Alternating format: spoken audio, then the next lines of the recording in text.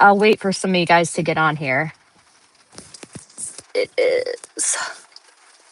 It is raining. As I was getting in my car, the thunder and lightning cracked so hard.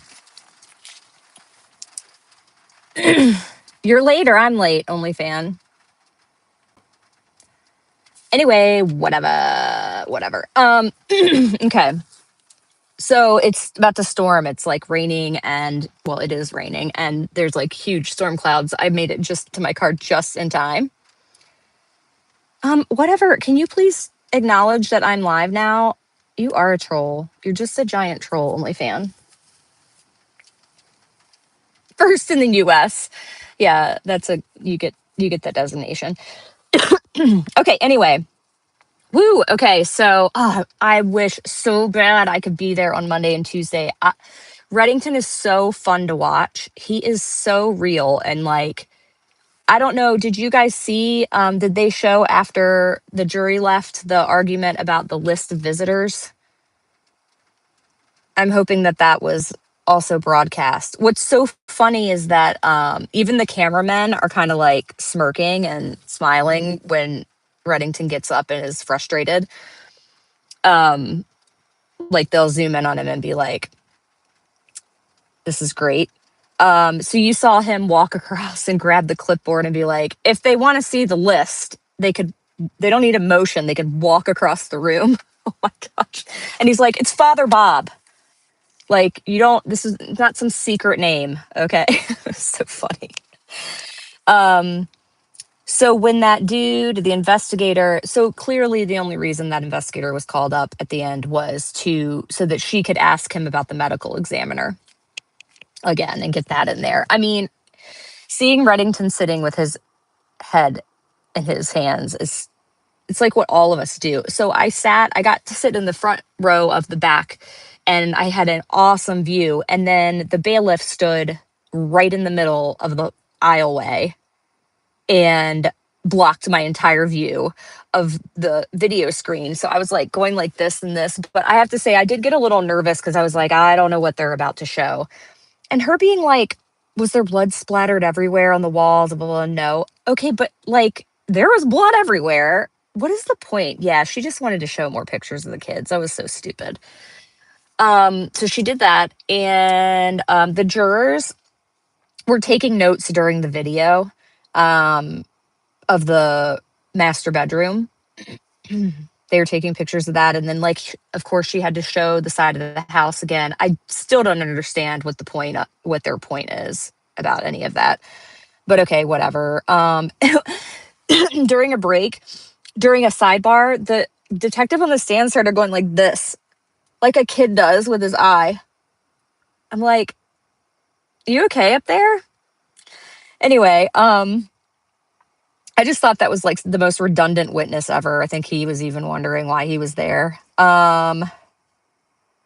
When they were showing the master bedroom, Lindsay started to kind of like hyperventilate a little bit.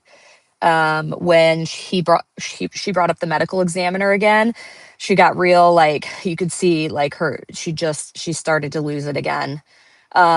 She was moving a little more even before that, like fixing her hair, whatever. So she wasn't like as frozen. But yeah, that was upsetting because I knew she was about to start to break down, and that was pretty upsetting. I was glad that he interjected, and he's so over it. Like, he is so over them at sidebars. You can tell he's just like, this. I'm not even going to say anything because this is so dumb. When Reddington cross-examined the investigator, McKelligan, about the pills and the drawer, and they had that exchange, the jurors were like this, like wide-eyed.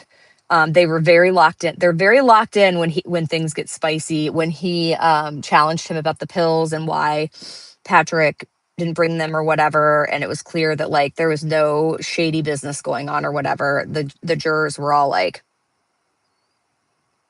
so that was kind of good to see. Like their reaction to realizing like the Commonwealth had kind of twisted whatever was going on with that. Um, okay, yeah, so the visitors and how he grabbed that was just amazing. That was awesome. There's not really much else. Oh, well, so the entire gallery, so new vibe here. It's kind yeah, the scheduling's so weird. Okay, so one is wearing a black bow today, smaller, more discreet, but it's there. Also, the entire gallery, it's pretty clear of the public that everyone is there for Lindsay. I mean, and I don't mean to say, like we talked about yesterday, that they're not there for the kids, but what they're there, the two women that were sitting next to me this time, they were like, I wonder if other people are here for the same reason we're here. And they were talking about how they thought it was important for women to show up for her as moms and to send a message to the jury that women are here supporting her and standing behind her. I thought that was really interesting because the gallery was largely women. Which I don't know. I don't know if a jury looks at that and thinks, wow, interesting. Like, look at all the women sitting behind Lindsay. Because I didn't get the vibe that anyone was there in support of the Commonwealth's case. Um, I did notice there were like groups of women that showed up there together as the public. So that was kind of cool. Um, and to hear them talking about that. And the one woman next to me was like, she doesn't even have a case. Like every time the Commonwealth would get up there and do something dumb, they're like, she doesn't even have a case. This is why she's doing this. She didn't. And I was like, you better keep your voice down. But the bailiffs were there kind of telling people like, shut your trap. Probably not as much as they should have been, but it would be so easy for a gallery member to say something too loud and like ruin everything. So I just kept my mouth shut, but they were talking about how much they loved Reddington and how much they appreciated his support for her, which is really cool. Um, yeah, yeah. Nobody should stand up and say that, only fan, because then we end up with a mistrial. Lord knows we do not need to put this woman through this again. So one of the beef the Commonwealth has is one of them is that Dr. Zizel has been back still to see Lindsay. So that's really interesting. And I know they want to use that to be like, oh, there's bias there. He has a personal relationship with her now. No, I think the reason is, first of all, he's the defense's expert. So he can communicate with the defense as much as he wants. I think what's going on, I think they've probably had Dr. Zizel meet with Lindsay a lot of times over the past 3 years. And I think he's probably checking in on her right now to see what's her mental status, what symptoms does she have, what medications is she on, what's her level of risk to herself and others, and all of that kind of stuff.